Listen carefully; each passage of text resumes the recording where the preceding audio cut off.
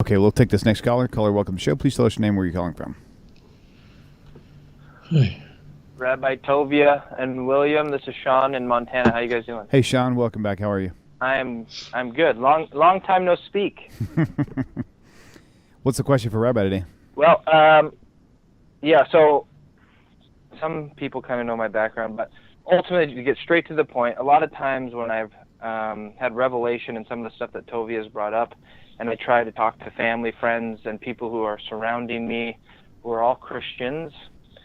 So a couple examples when I talk about Matthew chapter 2, referring, verses I think it's 13 through 15, where out of Egypt I call my son. Right. And I think you go back to Hosea, and you can see specifically that the son they're referring to is Israel, not Jesus himself, and or Numbers 23:19, or 1 Samuel chapter 15, verse 29. What I'm finding is I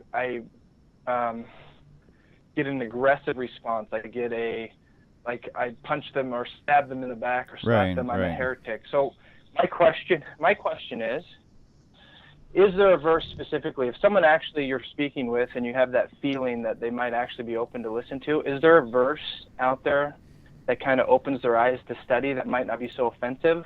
I feel like, again, these verses are plain in our text and we should take them into consideration, but when I bring it up in context, I always get negative responses. So my question, again, is what verse would Tovia go to?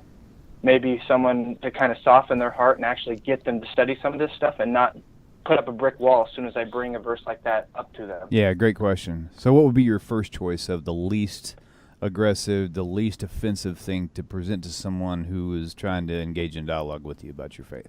What you don't want to do is start attacking the Christian Bible and showing how the New Testament contradicts itself. You don't want to do that. It's not that isn't important. It's very significant because it goes to the issue of errancy. And here's what you really, really, really don't want to do, is you don't want to be picayune. This is what you don't want to do. Meaning you don't want to go, it says in Acts 7 that there were 75 people went down to Egypt.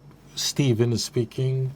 Where were the patriarchs buried? Were they buried in Shechem, as Stephen says in the book of Acts? Or were they buried in Hebron, where they actually were buried? That stuff is just really offensive to Christians. Okay? You don't want to do that. That's what you don't want. You don't want to be aggressive, because you have to understand that Christians really, really, really, really, really love Jesus. They really do. It took me a long time to figure this out.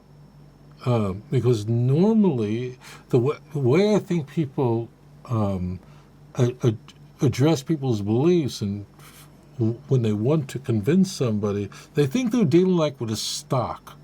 Like the guy just, bought a stock, and your friend said, look at this, look at the stock that I just got. I just got this portfolio, whatever, okay? I just bought all these shares of Samsung. But you happen to know that the Samsung Note 7 just blew up on an airplane, on a Southwest airplane, okay? Obviously, I've been dialing back a year ago. You happen to know that Samsung's premier smartphone is blowing up on fire all over the place. And you say you need to sell that stock immediately because it's gonna go down. Okay? You're on a United Airlines flight, you're sitting there and watching a man getting dragged out of his seat, and blood is on his face because he's bumped from a plane and he refused to get off because he's a doctor who has to treat patients. And as he's being dragged down the aisle, you right away call your friend and say, sell all your stock in United or short it out. Okay? So a person will go, why? And you say, because this just happened and it's being filmed by everyone. The video is going to be up shortly, and United's the stock is going to nosedive. Okay? So the person goes, really? Thank you so much. Click them. The reason why that works is because when people buy stocks, they don't care about the company. They just care about the outcome. There's no emotional attachment to it.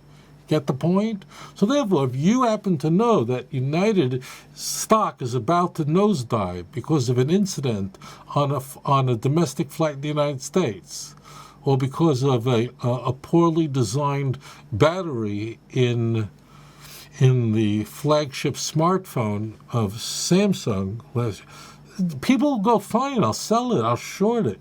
I don't care. Why? Because they're not married to it. They just want to make money. Okay? Okay. But that's how people treat Christians, and you got to stop doing that. Because Christians really, really love Jesus, and to be very careful, really careful. So if you start by just going, if you take the offense, if you treat this like a chess game and you're playing the white pieces, and you start attacking the Christian Bible, you're going to find that you're going to lose your audience immediately. They're just offended. They really, really, really love Jesus. If you ask Christians, why do you believe in Jesus? I promise you, why do you believe in Jesus? They're going to say, because I love him and he died for my sins. If you don't believe me, just stand outside of a Southern Baptist church, and as people are going in on Sunday morning, ask them, why are you Christian? Because Jesus loves me and I love him. He died for my sins and I want to go to heaven. You're not going to hear, some fancy theology from Paul and so on. That's not what you're going to hear, okay? You need to know that. And therefore, you have to deal with it very carefully. So what you need to do is, first of all, learn to listen. There is not this verse that is there isn't this verse that's, not so hard, not so aggressive. It's not there. What you need to do is to listen very carefully to why this person believes in Jesus. And one other point. It's very important to understand why Judaism does not accept the Christian Messiah. I need to make this point. And you go, well, I know why he didn't. The reason is not because the Trinity doesn't make sense. Maybe there are mysteries we don't know. The reason is not because of vicarious atonement, the notion that an innocent person could die for the sins of the wicked is unjust. The reason is because Tanakh says that these ideas that Christianity is advancing are opposed by the prophets of Israel. There is nothing remotely resembling Christianity when you read Tanakh. That's the reason. The reason is because the teachings of the church are not consistent with Tanakh, and that is why we reject them, period, end. So here's what you need to do. You need to not raise Matthew's fulfillment citations. I quote Matthew chapter 2, verse 13 to 15, where Joseph is told in a dream that Herod is seeking to kill the young child, and Joseph gathers up Mary and Jesus, and they make their way down to Egypt to escape Herod, and they are there until the death of Herod, that it might be fulfilled what was spoken in the prophets, out of Egypt have I called my son. And then you go to Hosea chapter 11, verse 1, and what does it say? You realize that Matthew completely misquoted this text, and Matthew actually only quoted the end of Hosea 11:1, where it says, out of Egypt have I called my son. But the passage begins with, when Israel was a child, then I loved him and called my son out of Egypt. So Matthew surgically removed the last part of the passage. He jettisoned the first part of the passage, which tells us the context, and Matthew completely misapplied this, and he does this to every single so-called fulfillment citation. But I don't want you to do that. Please don't do that. Unless you're speaking to a Christian and the Christian says, this is why I believe in Jesus, because of Matthew chapter 2, 13 through 15, and I see that that's a fulfillment of Hosea 11:1. So here's what I want you to do. I just be on play the defense, not the offense. Because if you come in with an agenda and say, this is why I think you shouldn't believe in Jesus, it's just so offensive. It's going to throw people off. Incidentally, that's why this is so obvious to me that this is the reason why the structure of our shows is that I don't get up and make a speech for 2 hours, but rather I take phone calls from callers because I don't want to get aggressive. I want to be, in a sense, on the defense, meaning I want to respond to these pressing questions that callers are raising and then respond to it. So what you need to do is you need to not feel like, okay, I'm going to just rip this person. Forget that. And forget about the internal contradiction in the New Testament. What you need to do is you need to ask the person, why do you believe in Jesus? Let them witness to you and listen and don't interrupt them. Let them talk their heart out, okay? And you don't have to correct them on every little thing. You don't. I'm telling you, really. You have to wait until they explain to you what is meaningful to them. And then what you do is when they have disclosed why they feel that the Christian religion is moving to them, and they tell you, respond to that. Don't come up with your own stuff. That's where everyone's mistake is. Be very patient. God has given you 2 ears and 1 mouth. Try to maintain that ratio. Listen twice as much as you speak. I will listen to someone for a very long time, quietly. I mean, when I'm just speaking to someone as a Christian. Take your time. Let them tell you what their criteria is of what is important to them. And then answer them step by step and say, okay, let's take a look. I mean, Christians are asking important questions and they deserve answers. The vast majority of Christians I encounter are very grateful that I'm responding to their questions, and a few of them act foolishly by saying, you have no right doing this, and you're an anti-missionary, and you're anti-Jesus. Well, what are we supposed to do? Just throw, just shoot spiritual missiles at us, and we're supposed to stand there?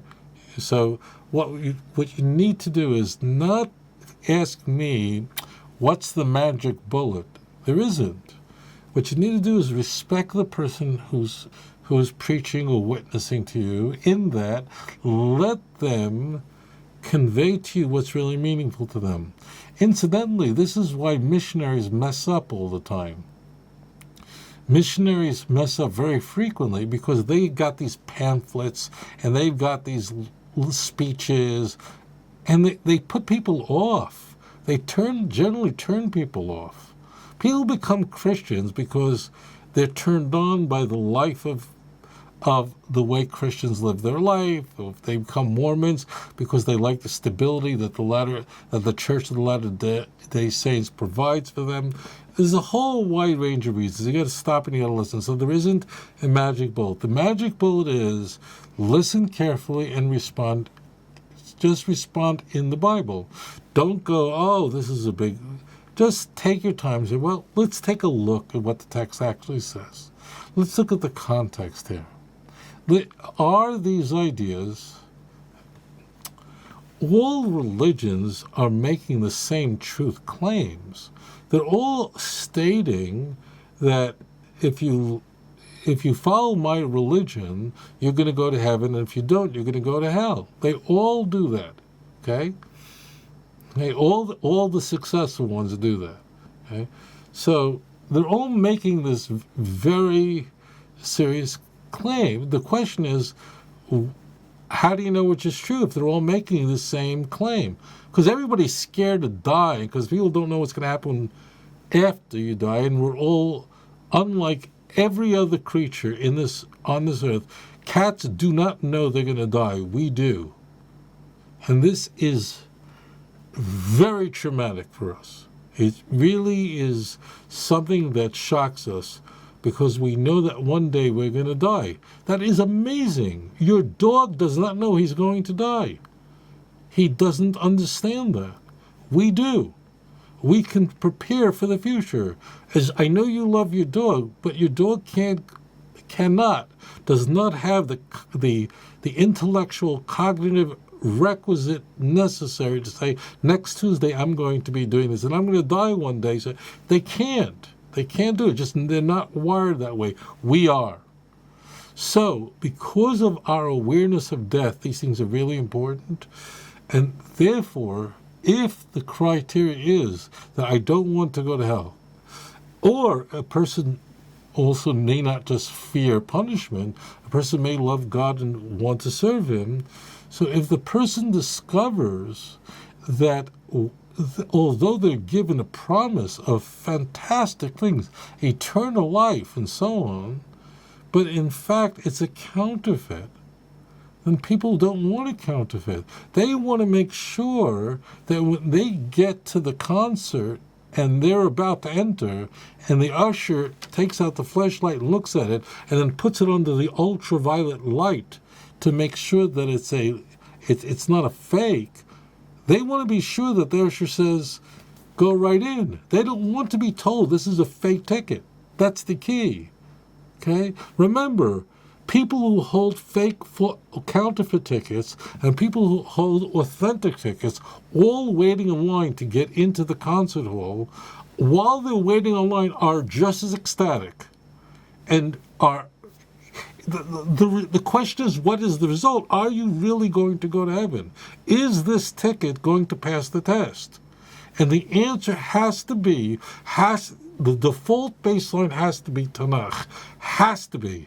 Why? Because all Christians believe that Tanakh is the Word of God.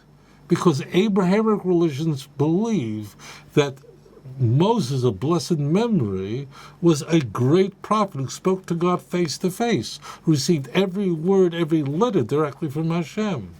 And that's what you have to do. But you have to do it carefully, and there is the magic bullet, and stop with the internal contradiction of the New Testament, unless the person says that if the person says to you, now, I just want to make this clear. This is really important. It says, look, I believe in the New Testament because it's written by eyewitnesses.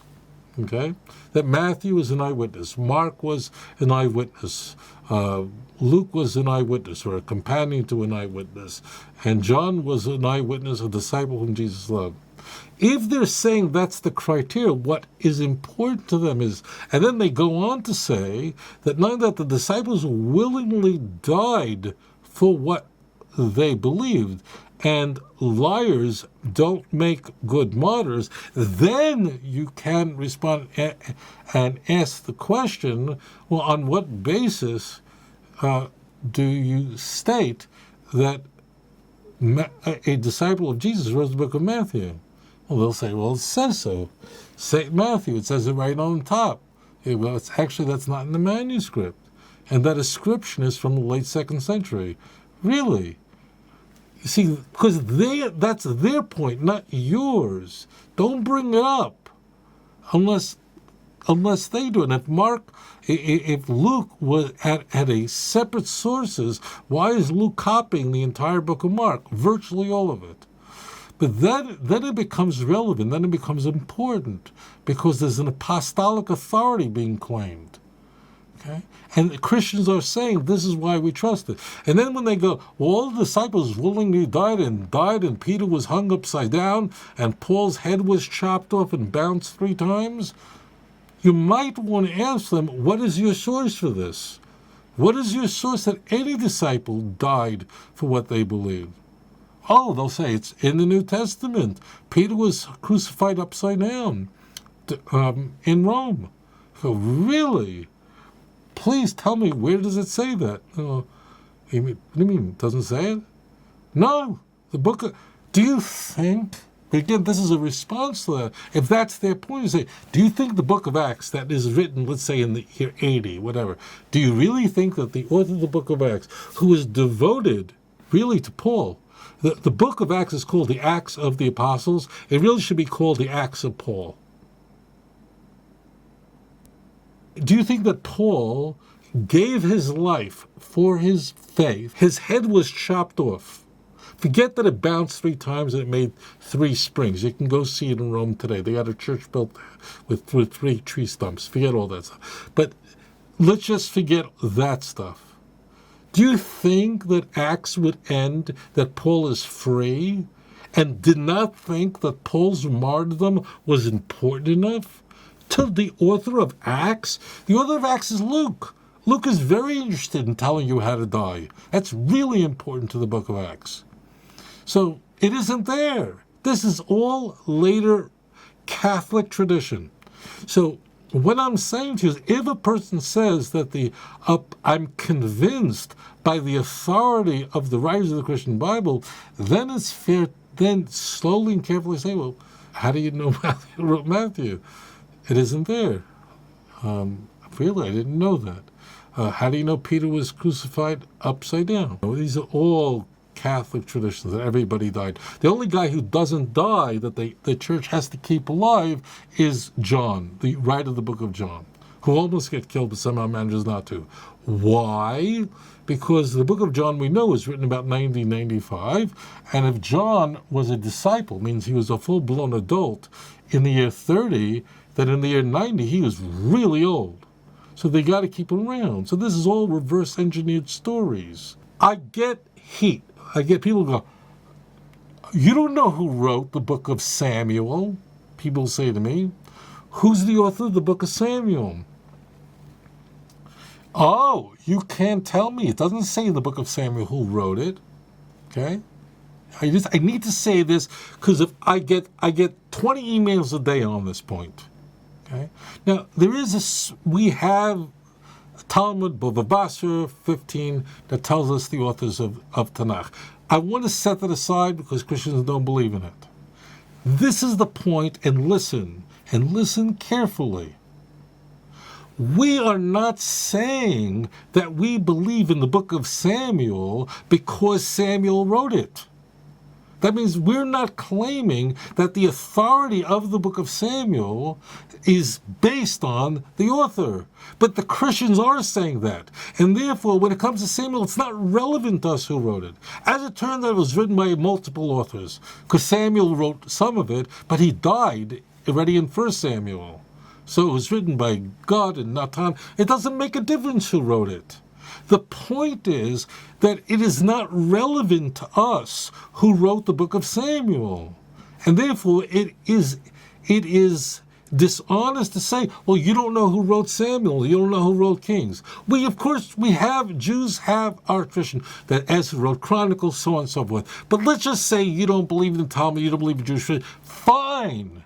But I am not saying that you should trust Tanakh because the author was an eyewitness. But Christians, therefore, it's not relevant who wrote it, and it's not relevant that it's written anonymously. Okay? It's not relevant.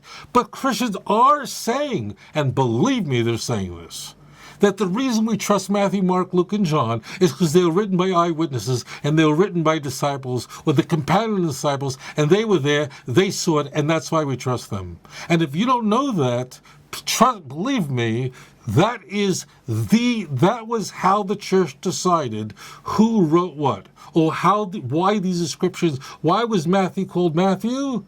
The reason is because it wasn't. Why didn't they just say it was written by Tony? Why was it written by Christina? Why was it written by Bob? Well, the reason is because no one would care. If it said there, this thing was written by Colin Powell, who grew up in Brooklyn, then people wouldn't care. The key is it was written by Matthew. Oh, Matthew, a disciple? Fine.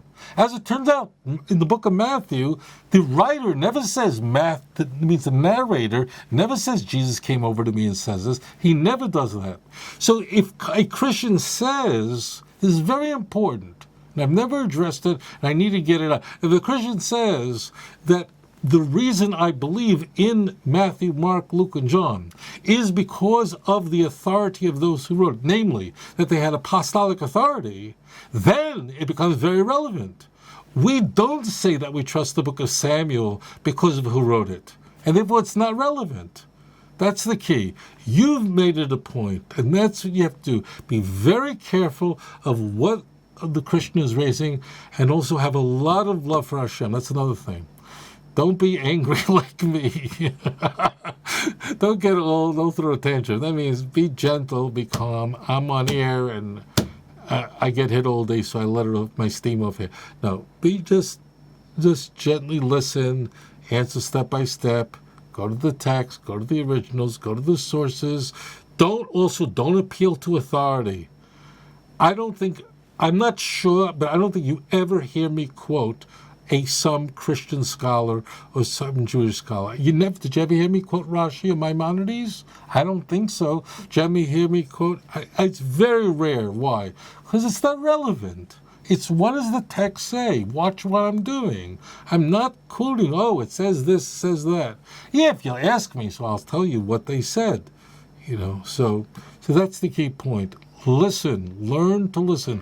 People don't know how to listen in relationships, that's why they get into trouble. People don't know how to listen in a conversation, and that's why they can't communicate, and that's why they're ineffective in presenting a meaningful case to someone who really is hungry for the truth. Thank you for your question. אדון עולם אשר מלך בטרם כל יציר נברא לעת נעשה בחפצו כל אזי מלך שמו נקרא ואחרי ככלות הכל לבדו ימלוך נורא והוא